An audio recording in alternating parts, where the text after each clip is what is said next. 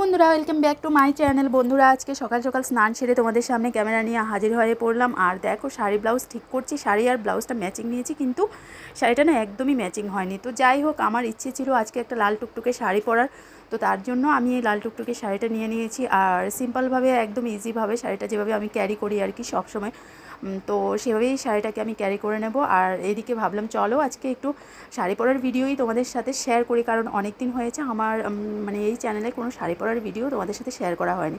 আর আজকে হলো গিয়ে নতুন বছরের প্রথম দিন, তো ফার্স্ট ডে পয়লা বৈশাখ। তো দেখো আজকে এই লাল টুকটুকি শাড়িটা পরে আমি যাব হলো বাইরে, মানে আমার বাপের বাড়িতে যাব। তো তার আগে আমি রেডি হচ্ছি। তো চলো ভিডিওটা দেখতে থাকো, আশা করছি তোমাদের ভালো লাগবে। আর তোমাদের সবাইকে নতুন বছরের অনেক অনেক শুভেচ্ছা। যদিও এর ফাঁকে কিন্তু আমি অনেকগুলো ভিডিও পোস্ট করে ফেলেছি, কিন্তু তোমাদেরকে নতুন বছরের শুভেচ্ছাই জানানো হয়নি। তো তার জন্য ভাবলাম চলো আজকে তোমাদেরকে আমি নতুন বছরের শুভেচ্ছা জানিয়ে দিই।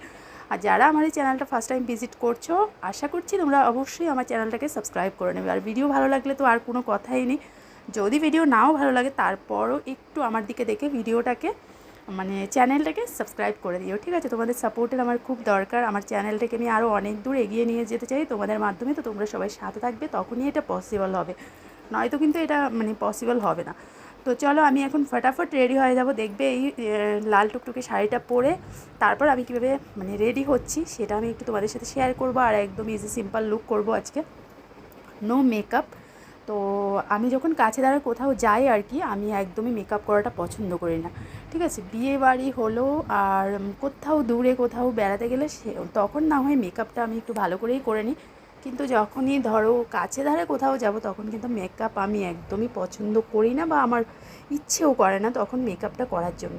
তো দেখো এখন এই শাড়িটাকে আমি একটু সুন্দরভাবে পরে নিচ্ছি, কারণ শাড়ি আমি বাড়িতে কমই পরি, সবসময় নাইটি চুড়িদার ওসব কিছুই পরে মানে বাড়িঘরের কাজকর্ম করা হয় আর কি। শাড়িটা কমই পরি, কিন্তু আমার বর না শাড়ি পরা খুবই পছন্দ করে। তো যদিও আমি শাড়ি পরে আমার একটু মানে দিশেহারার মতো অবস্থা হয়েছে, তার জন্য আমি শাড়িটা ক্যারি করতে চাই না। তো যাই হোক, আজকে বছরের প্রথম দিন শাড়ি দিয়েই শুরু করলাম, তার জন্য শাড়িটা পরে নিলাম। এখন শাড়িটার সাথে একদম সিম্পল মেকআপ, মানে মেকআপ নয়, মানে সিম্পলভাবে আমি রেডি হয়ে যাব আর খুব সুন্দর করে একটু সাজগোজ করে তোমাদের সামনে চলে আসবো। তো দেখো ফটাফট আমি শাড়ি পরে নিয়েছি, আর এবার কীভাবে আমি একটু রেডি হচ্ছি সেটার ফাইনাল লুকটাও তোমাদের সাথে দেখাচ্ছি বা শেয়ার করছি, দেখো।